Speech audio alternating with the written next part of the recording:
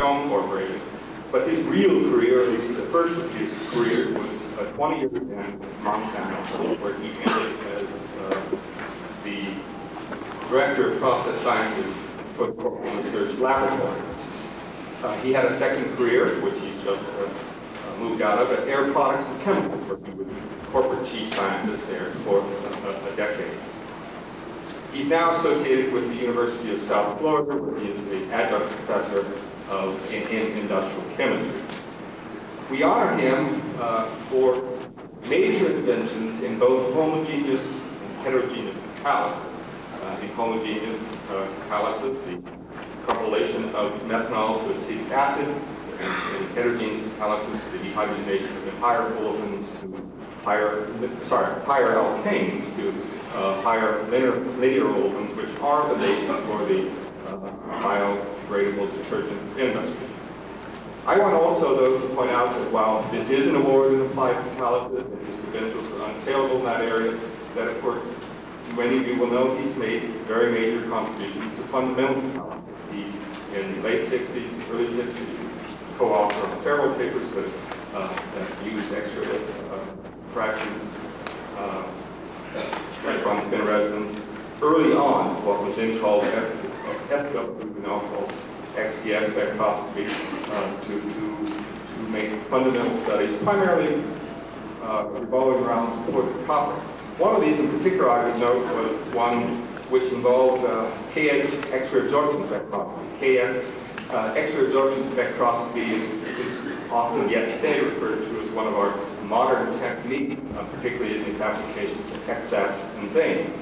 But Jim Roth was co-author on a paper using this, which was published in the journal in this area, the Journal of Catalysis, in 1969, so that it's not all that new.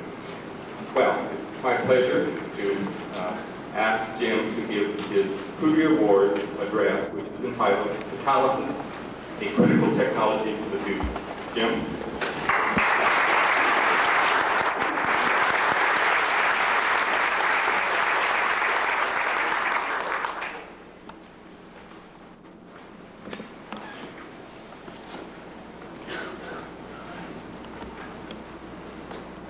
Thank you, Gary. Let's get this adjusted.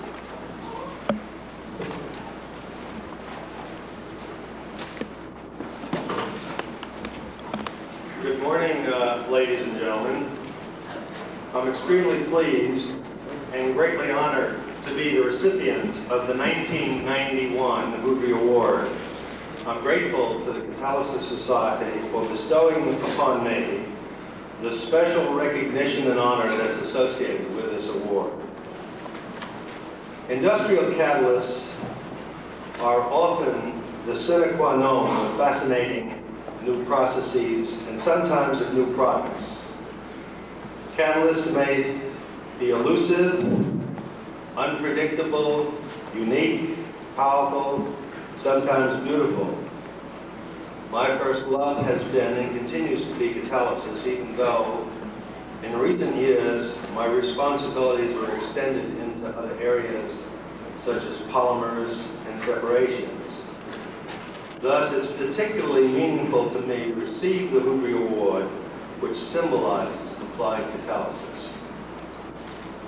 In my talk this morning, I would like to pose and address a few questions that relate to the future of industrial catalysis.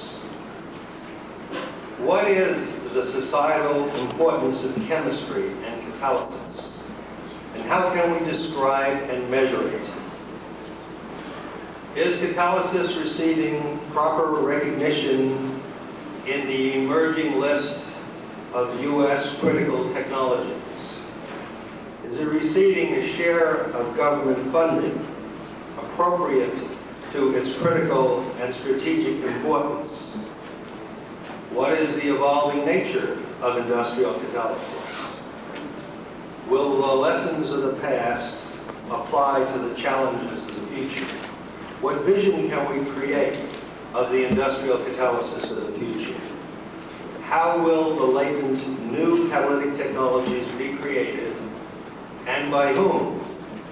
Let me acknowledge that some of the material in this morning's talk is adapted from a presentation I made last July at TOCAP 1, which was Japan's first in a series of new international conferences on catalysis.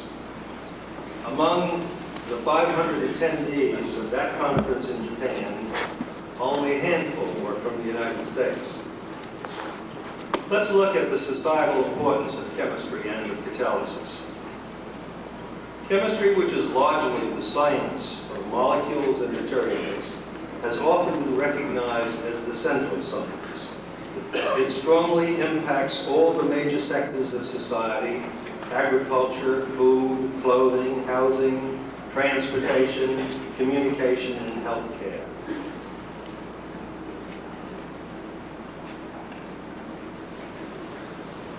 Is that readable? Lights off.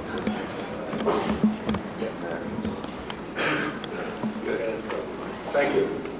A recent study by the MIT Commission on Industrial Productivity produced some interesting information about the chemical industry in the United States. In 1987, the year of that study, the chemicals and allied products industry was the largest of all U.S. industries with sales of $210 billion, compared, for example, with $127 billion for automobiles. Employment in chemicals, 805,000 in 87, was exceeded only by employment in textiles and apparels, 1.7 million, and in automobiles, about 1.0 million. The very high automation of the chemical industry accounts for the much lower labor intensity and for the fact that labor costs are much less important than material costs in the manufacture of most chemicals. The chemical industry is very capital intensive. For example, 92.3 thousand per worker compared with 42.9 for all of the manufacturing industries in 1985. The industry's numerous products are mainly intermediates that undergo a sequence of further processing into further finished products. According to one study, there were 63 major new products developed by the chemical industry between 1930 and the early 1980s, 40 of which came in the 30s and 40s, 20 in the 50s and 60s, and only 3 in the 70s and early 80s. A similar slowdown was observed in the rate of improvement of processes for making chemical products. These data clearly signal a maturing industry. Before maturity set in, there was a thriving period, particularly the period from 1945 to 1965, when there was a rapid growth of markets, which permitted producers to build much larger plants with lower unit production costs. This was very attractive. This boosted productivity and encouraged investment in R&D to seek even further cost reductions. However, in recent years, with the general perception of maturity, both of markets and of technology, there has been a strong tendency in the United States to curtail R&D aimed at the production of existing products. But this perception of market and technology stagnation is certainly open to question, if not challenge. Although market growth is modest in the well-established economies, there is considerable opportunity for growth in the many developing countries of the world. And as will be illustrated for the field of chemical catalysis, despite any appearance of maturity, the technology is still very much in an evolving state with many challenges that are driven by economic opportunities and environmental needs. As pointed out by Jim Cusimano, of the 63 major product innovations and 34 process innovations between 1930 and 1980, more than 60% of the products and 90% of the processes were based on catalysis. Clearly then, catalysis is one of the most essential technology underpinnings of the chemical and allied products industry, which in turn is the largest industry in sales in the United States. In many respects, catalysis can and should be viewed as a central and critical discipline of chemistry. It has been assessed, as we know, as a high-priority technical and intellectual frontier of chemistry in the well-known Pimentel report. The importance of catalysis to society is based on its great financial impact in the production of a very broad range of products that are vital to our present-day standard of living and quality of life.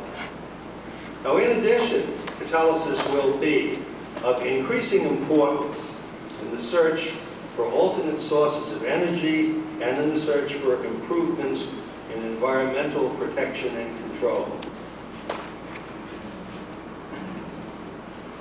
To quantify the overall financial impact of catalysis, it's important to note that generally it's not the value of the catalyst materials per se that is important, but rather the value of the products made therefm. The high turnover numbers we seek to develop for catalysts contribute to a highly leveraged financial impact. For 1989, the worldwide market for catalysts was reported to be $5 billion, and that for the United States about $1.9 billion. The U.S. total was comprised of $650 million for pollution abatement, $630 million for petroleum refining, and $575 million for chemicals production.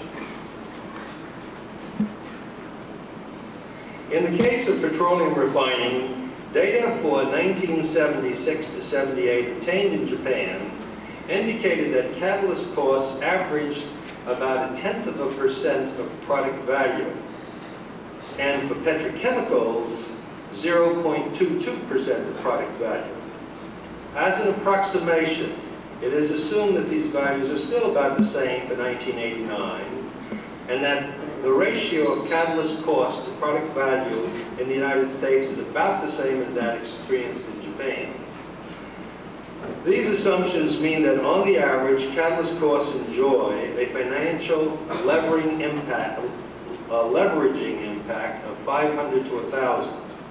Using the above data and assumptions, one determines that the total value of fuels and chemicals derived via catalysis in the U.S. in 1989 was $891 billion, comprised of $630 billion for petroleum refining products and $261 billion for chemicals.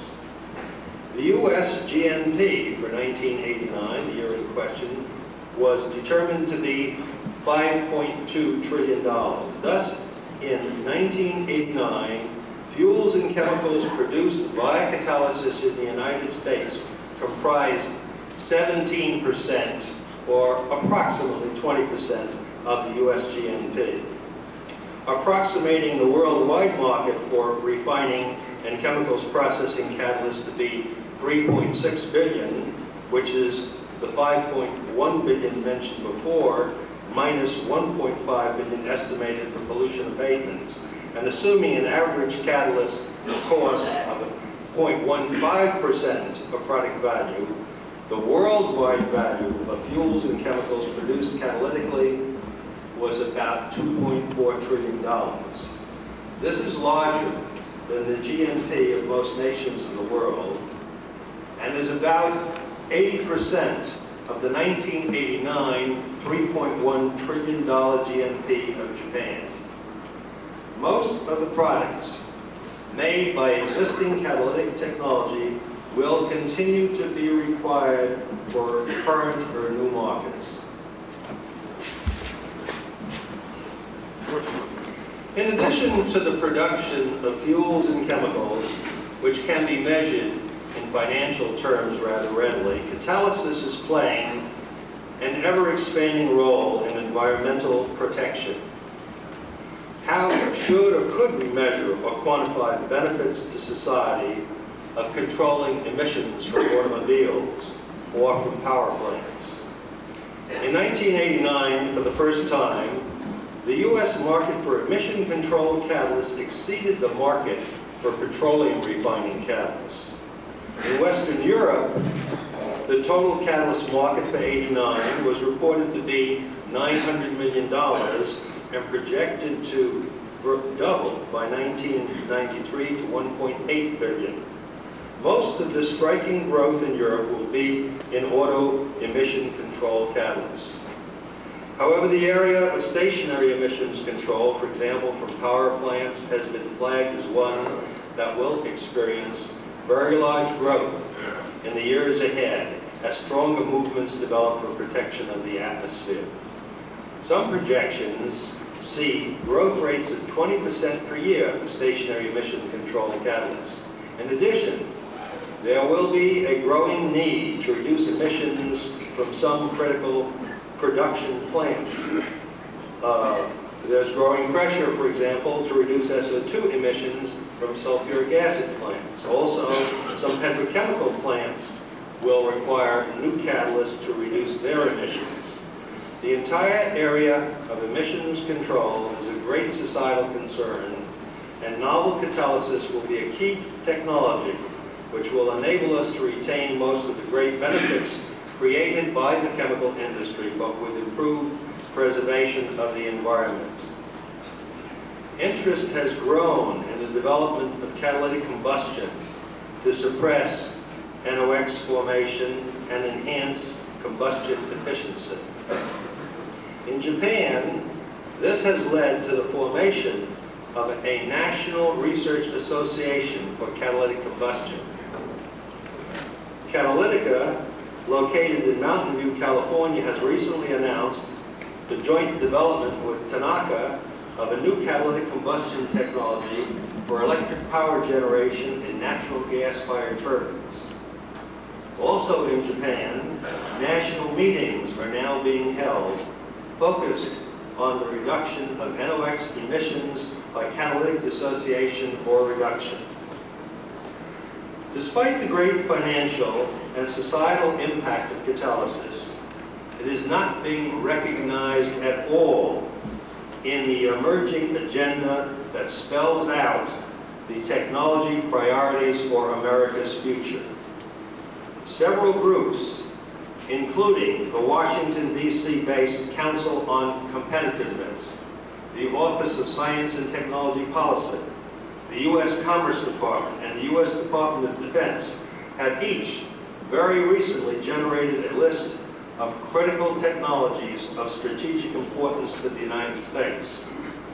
The point is to make research on selected generic industrial technologies a national R&D priority. Catalysis fails to make any of these lists of critical technologies, even though it is closely linked to about 20% of the U.S. GNP. The populist science author Isaac Asimov has expressed his view that the highest priority in the United States in scientific research must be directed towards, as he puts it, saving the planet. His concerns embrace the production of substances that deplete ozone, that contribute to the greenhouse effect, acid rain, solid waste, and so forth. In the search for solutions to most of these problems, catalysis is likely to be in the forefront of generic critical technologies. The failure to recognize the strategic importance of catalysis research does not rest merely with its failure to make any of these technology lists. It is reflected also, in my opinion, in the extent to which catalysis research is being shortchanged in its funding by federal agencies. In the case of NSF, for example, what is needed is not fine-tuning or incremental increase, but massive expansions of funding of basic research in catalysis. Not programs that pay lip service to catalysis, but programs that are genuinely committed to supporting the critical environmental and commercial needs of society.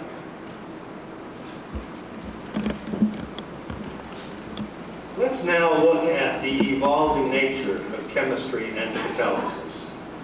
Richard Foster of McKinsey and Company has studied and analyzed in a very general way the evolving nature of technology as products and processes move through the various stages of discovery, development, maturation, and eventual replacement. He has found it useful to employ S-curves to depict the process of evolution, technology evolution. The S-curve shown in this figure is a graph of the relationship between the effort put into improving a product or process and the results one gets back for that effort. Initially, as effort and funds are put into the development of a new product or process, progress is slow until a significant lead is found. Then the development proceeds rapidly, but eventually it then slows down as it becomes more and more difficult and expensive to make significant further progress. At this point, technology development has reached a stage of maturity and diminishing returns, and there is little financial incentive for investing research effort and funds for minuscule further improvements. The pattern of major developments in the chemical industry between 1930 and 1980 followed such an S-curve. So did developments in industrial catalysis, particularly for the production of large volume chemicals.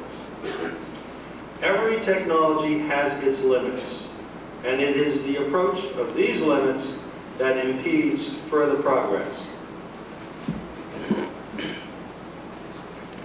When a particular technology has reached or neared its limits, the pathway to further progress is via a technological discontinuity, a shift to an entirely new and different knowledge base. For example, consider the shift from vacuum tubes to semiconductors, or, in a more familiar arena, the shift from acetylene to ethylene as a feedstock for making vinylic monomers. In this figure, we see a discontinuity represented by a pair of S-curves with a gap between them constituting a displacement change in which one technology replaces another. Foster has observed that technology leadership changes hands in about 70% of the cases when discontinuities strike. This means, of course, that the existing technology leaders are most often not the creators of change.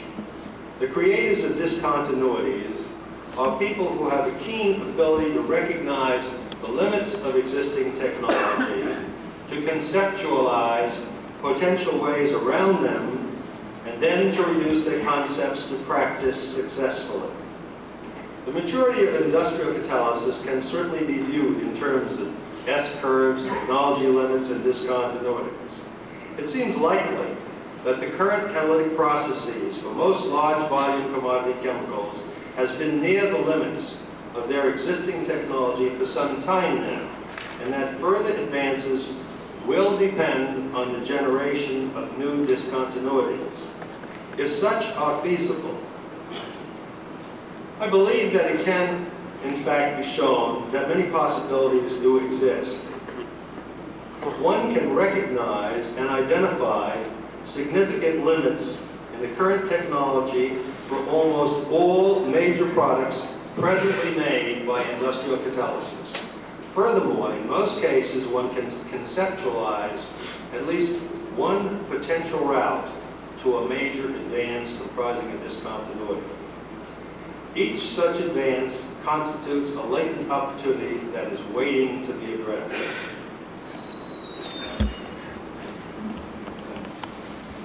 In most cases, the basis for a discontinuity would be one of several: a shift to a lower cost feedstock for some existing product.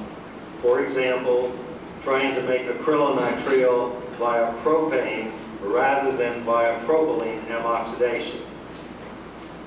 Another base would be the shift to a simpler, less capital-intensive route to an existing product. An example of that would be the production of methanol from the feedstock methane via the direct one-step oxidation of methane instead of the current two-step process, which involves methane reforming to synthesis gas followed by the syngas conversion to methanol. And then occasionally one can find new catalysis for a product or process not now produced commercially before. An example of that might be the removal of nitric oxide from combustion effluents, not by reduction, but by catalytic dissociation of nitric oxide. Now, while the discussion about discontinuities in catalysis is focused on the production of large volume commodity chemicals, new catalytic chemistry could also be valuable for the production of specialty chemicals. In this case, the new catalysis would be applied to one or more of the multiple reaction steps usually required for making specialty chemicals. An example of this situation would be the synthesis of chiral products using a synthetic catalyst effective for asymmetric hydrogenation or epoxidation.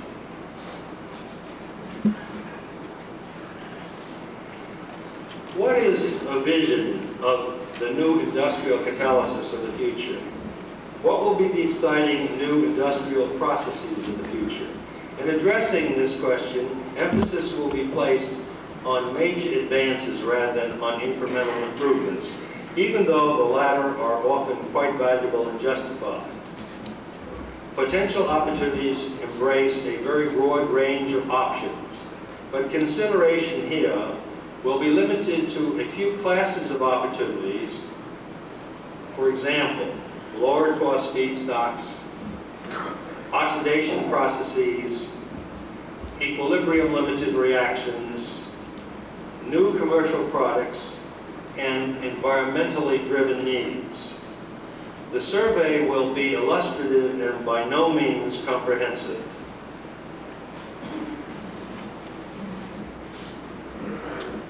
First, the area of lower-cost feedstocks. For most chemical processes, feedstock costs constitute about 70% of the total manufacturing cost and are thus, for a single process conversion step, the most important factor to attack in attempting to create a technology discontinuity with large financial impact.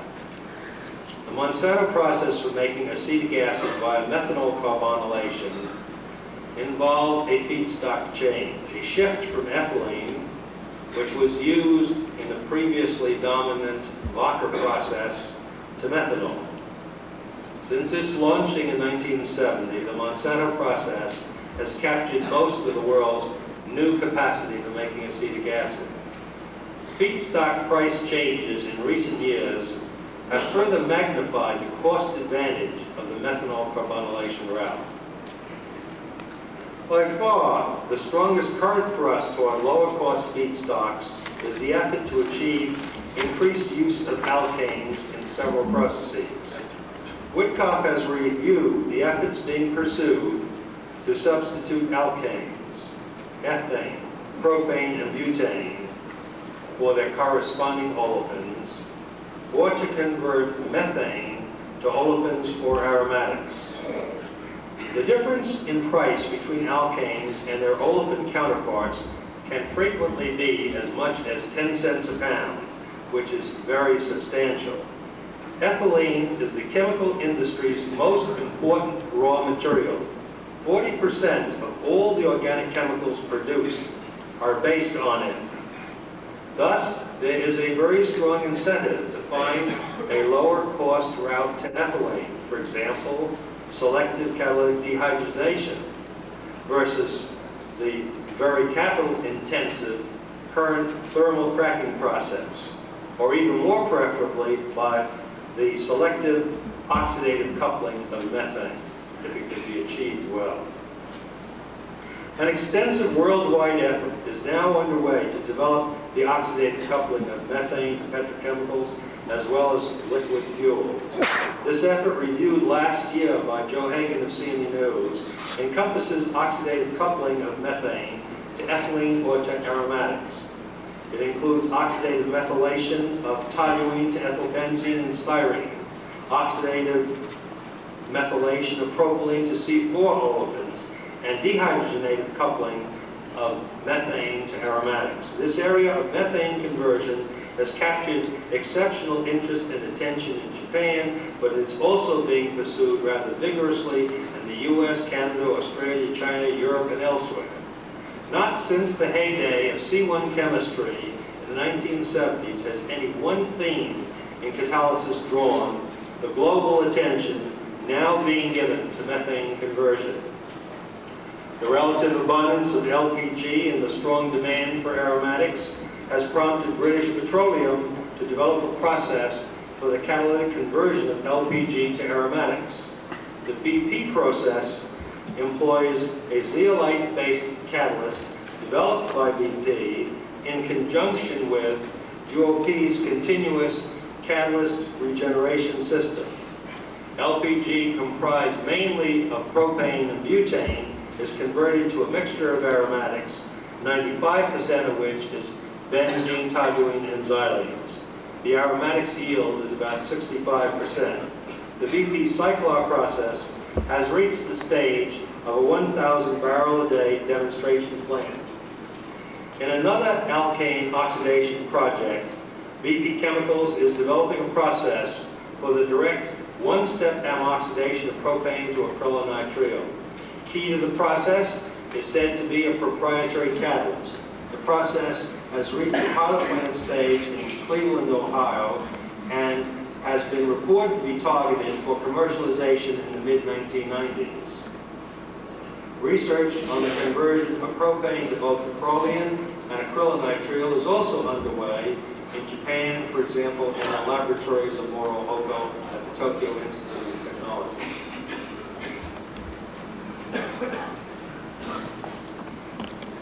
A new commercial development in catalytic alkane dehydrogenation relates to the production of isobutylene for subsequent conversion to MTBE and for the production of propylene. The isobutylene MTBE need is for the production of gasoline octane enhancers, and the propylene need is driven by changes in the feedstock used to produce ethylene, which have resulted in less byproduct propylene production. The Houdry cataphin process for production of isobutylene and propylene is an adaptation and extension of technology practiced commercially since the 1940s for the production of butadiene. Commercial practice of this technology for isobutylene is occurring in 2 operating plants in Texas and Saudi Arabia, the latter for a 500,000 metric ton per year MTBE plant, with a 3rd plant scheduled for startup in Venezuela at the end of last year. There may be new developments in this entire area unknown to me. 2 large-scale plants are also under construction in the first commercial application for propylene production. The smaller of these, a 250,000 metric ton per year plant for propylene, is for North Sea petrochemical and scheduled to start up in this year. UOP and Phillips Petroleum Davy McKee are also active in the commercialization of catalytic dehydrogenation for the production of propylene and isobutylene. In aggregate, it appears as though new dehydrogenation plants for over 5 billion pounds per year of isobutylene and propylene are operating or under construction. This has been a rapid, rather remarkable new development in industrial catalysis. An opportunity obviously exists for new catalysts that would be capable of promoting oxidative dehydrogenation of lower alkanes, for example, of ethane, propane, and isobutane to their corresponding olefins. C1 chemistry now provides another interesting arena for feedstock-driven innovations in industrial catalysis. Following the oil embargo of 1973, there was an extensive worldwide effort to pursue C1 chemistry for the production of chemicals as well as fuels. This effort eventually subsided when it appeared that the cost of carbon from C1 sources could not really compete effectively with its costs from petroleum-based sources, even at the latter's much inflated prices.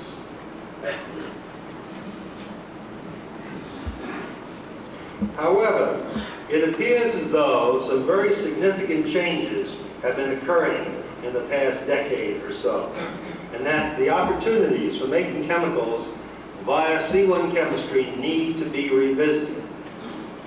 In particular, let us consider methanol as a feedstock.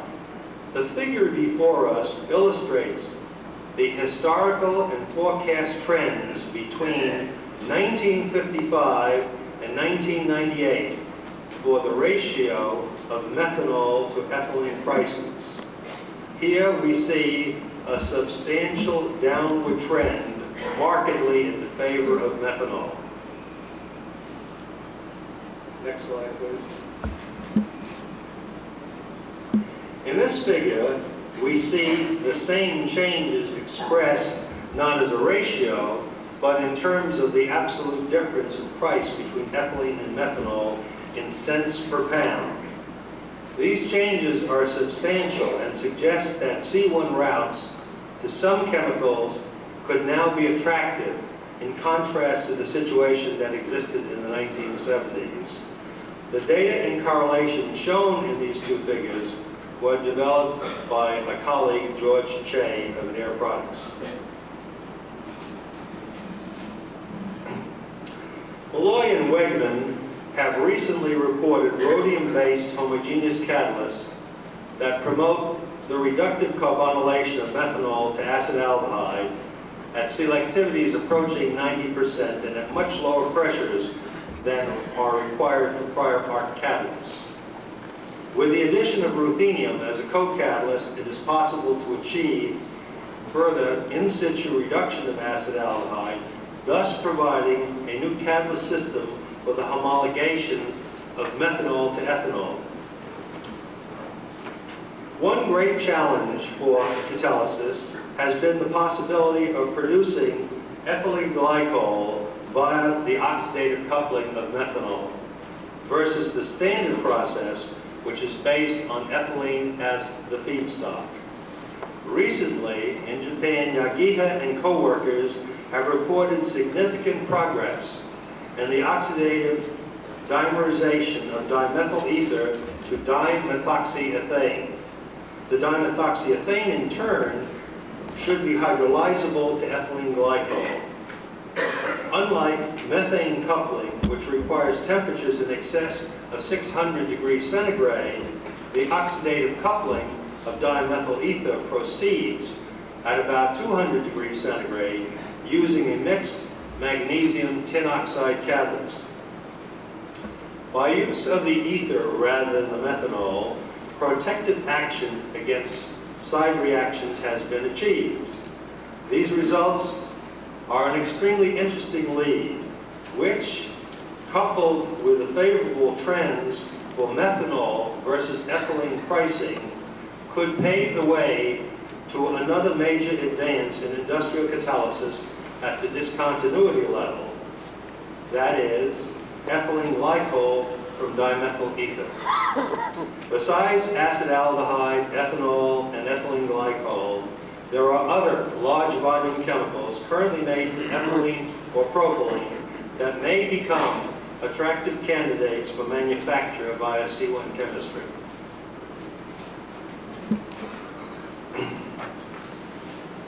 Let's look at catalytic oxidation processes. Of the various classes of catalytic reactions, hydrocarbon oxidation is the one that generally has the lowest selectivity. This results in complex and costly separation and purification requirements that in turn lead to processes with unusually high capital intensity.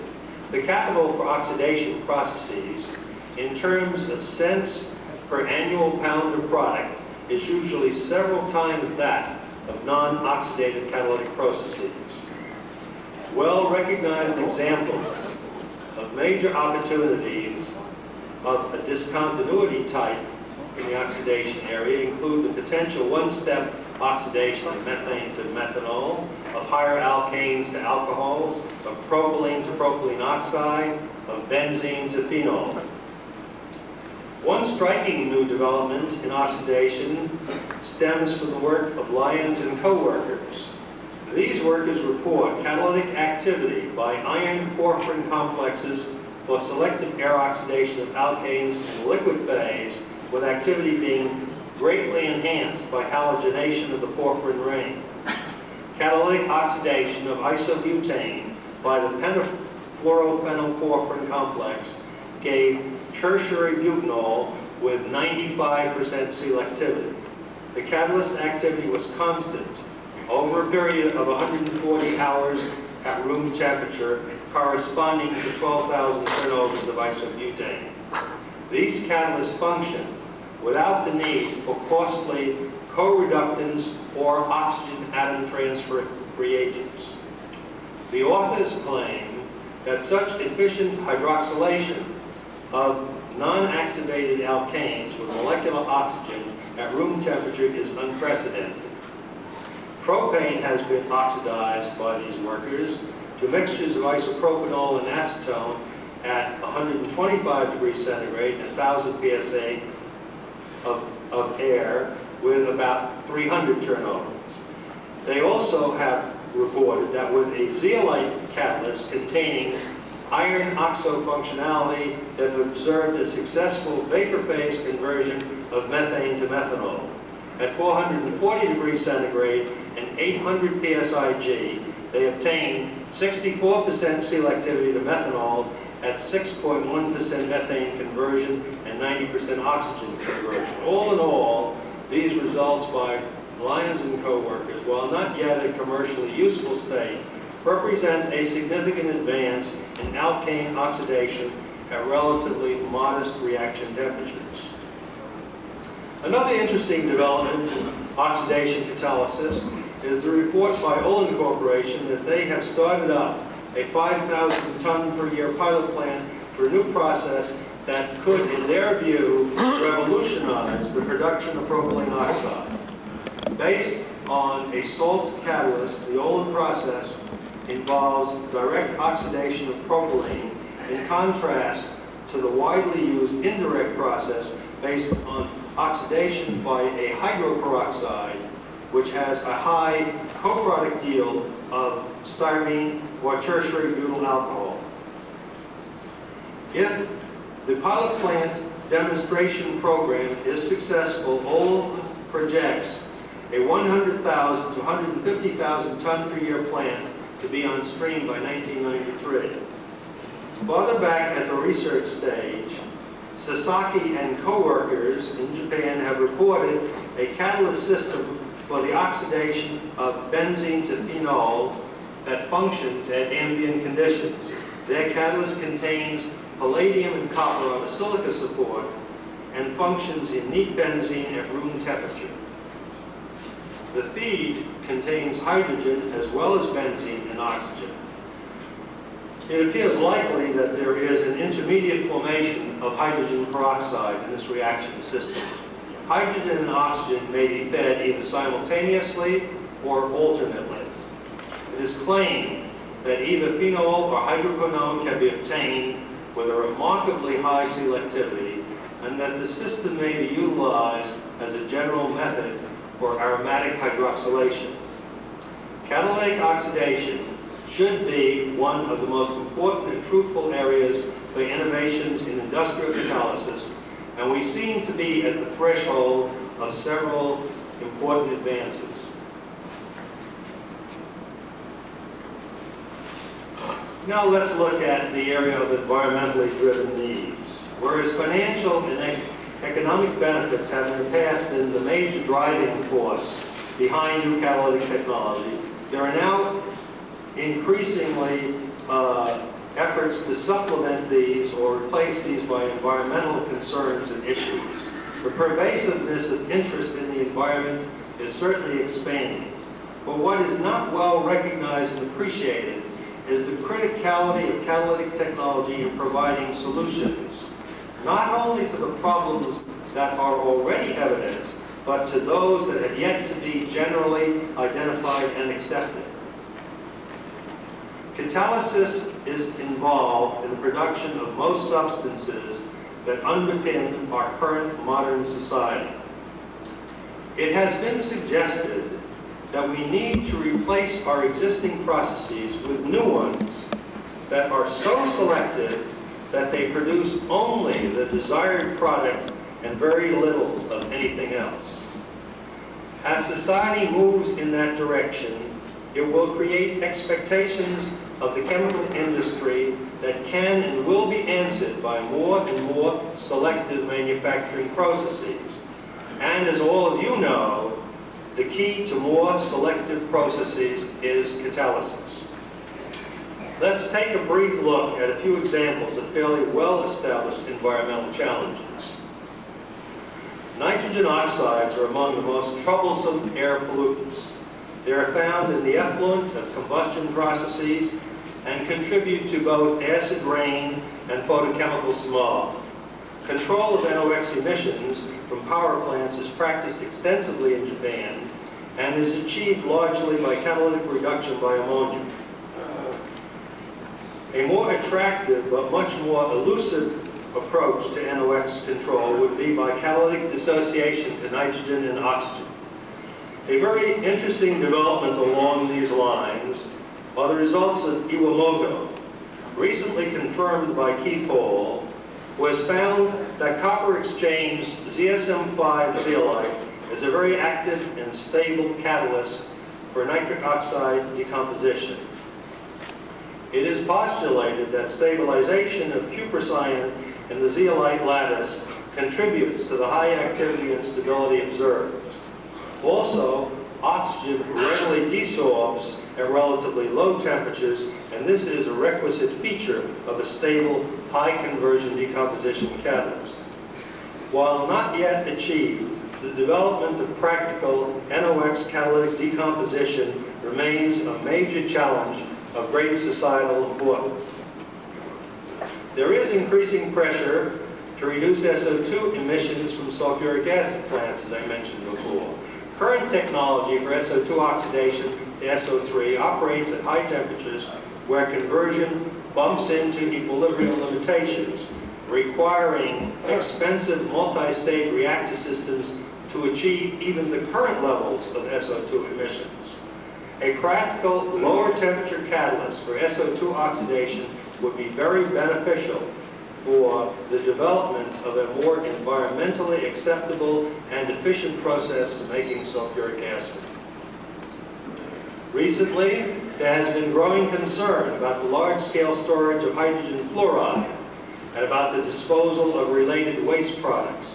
California is considering a ban on HF storage that would impact several refineries that use HF catalysts and force the relocation of a large refrigerant manufacturing plant. HF has also been used extensively as the alkylation catalyst in the production of linear alkyl benzenes, the intermediate for the leading surfactant to biodegradable detergents.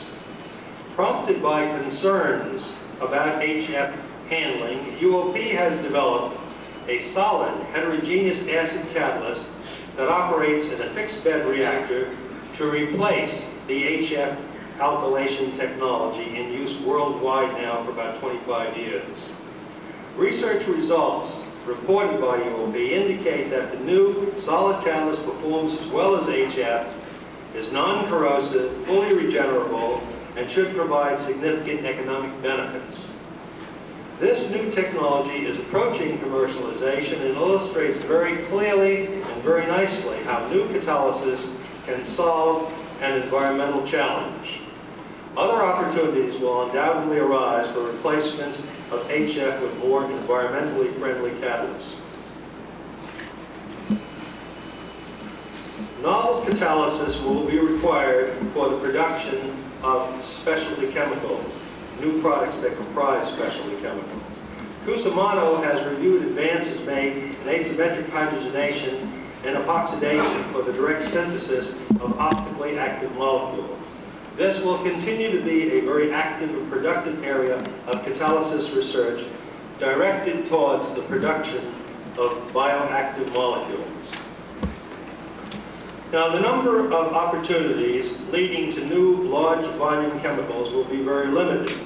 One spectacular example, however, is the one I mentioned, MTBE, which is now seen as entering a second dramatic growth period.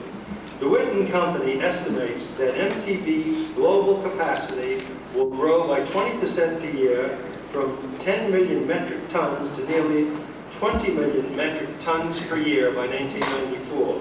It has been recently and will continue to be the fastest growing chemical in the world. This in turn is creating a large demand for isobutylene feedstock produced by catalytic dehydrogenation of isobutane. One example of a potential new product in an embryonic state is that of a new family of vinylic polymers that feature primary amine functionality. At the present time, there is commercially available throughout the world vinylic polymers of almost all prominent functional groups. Polymers such as acrylates and methacrylates, polystyrene, polyvinyl chloride, polyvinyl alcohol, acrylamide, polyvinyl butyl, and so forth.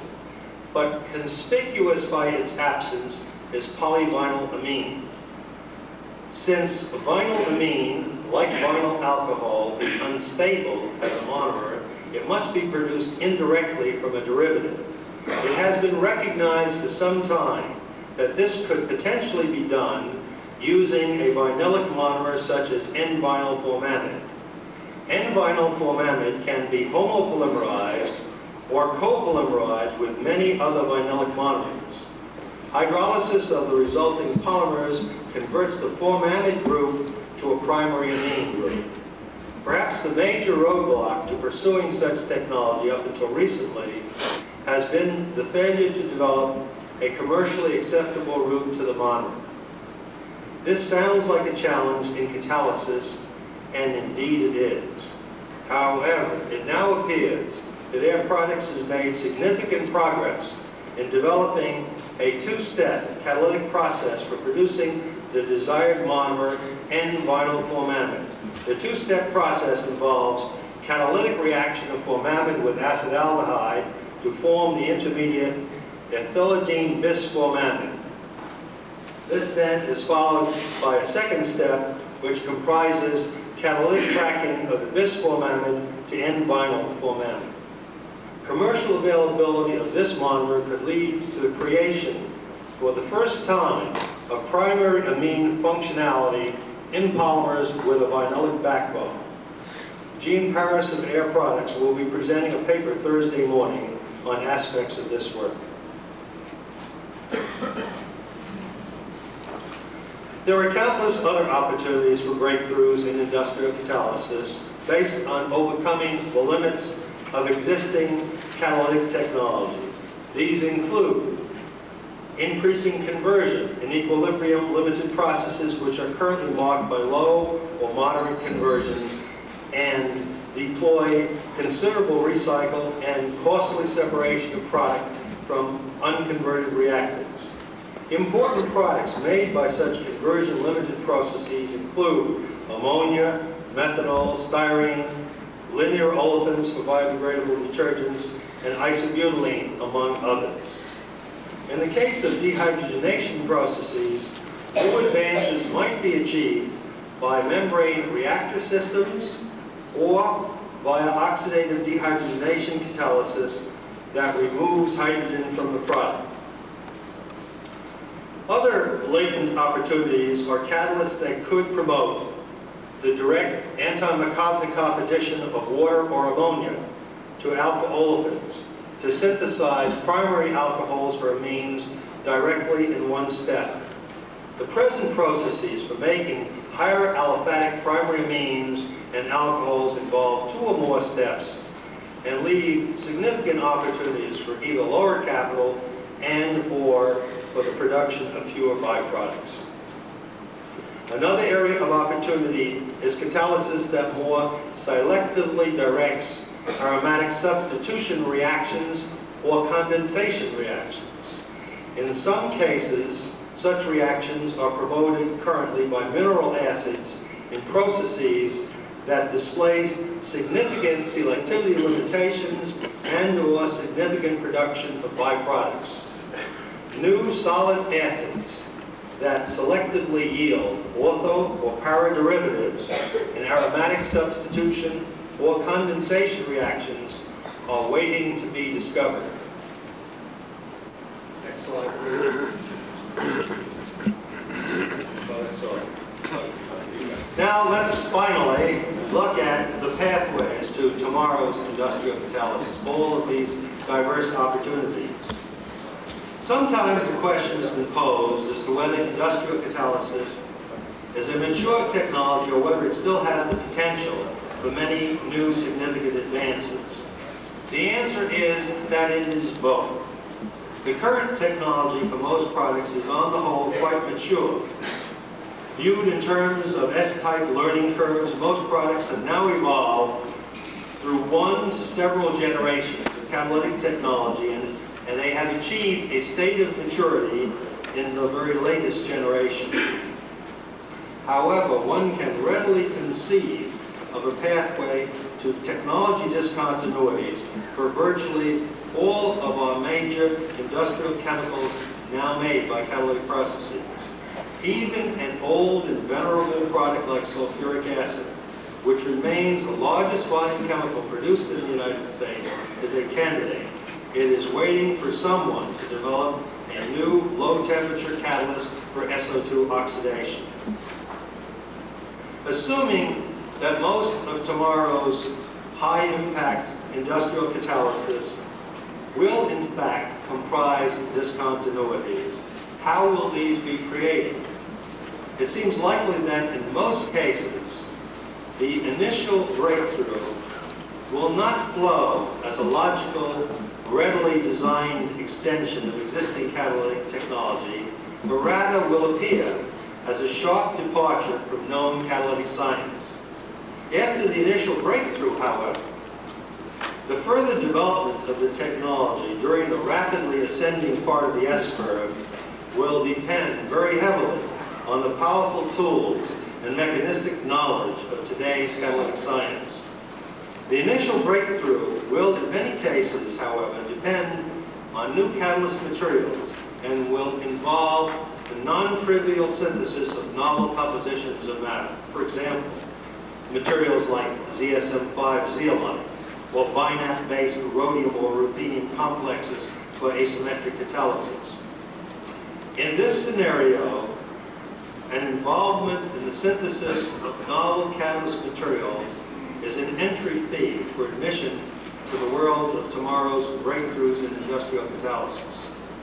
Classes of catalyst materials that will be prominent in future developments will include crystalline molecular sieves, homogeneous catalysts, and membrane reactor catalysts. The next generation of industrial catalysis will differ greatly from that of the past 50 years. The approaches and philosophy that served us so well in the past are no longer applicable. At the early stages of the first generation for any technology, whether it be catalysis or any other area of technology, making discoveries are relatively easy. However, as a technology matures and then requires major discontinuities for further progress, discontinuities that may actually represent a third or fourth generation of evolution, advances are much more difficult and will likely require completely new and different directions. Because the discontinuities required may be so drastically different, it is not at all clear that basic research studies of today's catalytic processes will be helpful in creating the breakthrough new processes of the future. For example, consider cyclohexanol. The Japanese have just commercialized a new process for making cyclohexanol that involves an initial step in which benzene is selectively hydrogenated to cyclohexene, and a second step comprising hydration of the cyclohexene to cyclohexanol. In contrast, cyclohexanol is made in the U.S. and most of the rest of the world via the oxidation of cyclohexene via free radical liquid phase oxidation. There is very little connection between the present technology based on cyclohexane and the new approach that has been commercialized based on cyclohexene. Creating major discontinuities in catalytic science and technology will, as I've said, not be easy. The next generation of advances will require long, patient exploratory research. This is not the type of research that is generally well understood or well supported by industry. The type of research needed will best be pursued in academic laboratories or in government-funded research institutes. Industry must define the focus and direction of next-generation needs. Academia must be willing to focus its efforts toward these unfulfilled needs, needs that are driven by economic and/or environmental motivations. Historically, academia has been unwilling, or at least reluctant, to pursue research that appears to be too highly focused. But as catalytic technology now moves to this new era of discontinuities, success will come to those who are willing to recognize the changing environment and respond appropriately to it. The next generation of advances in catalysis will be difficult but enormously beneficial. These advances will have a major impact on chemistry and on society. We, as practitioners of catalytic science and technology, can expedite the attainment of these advances if we can create a more productive coupling of industry and university research. Thank you.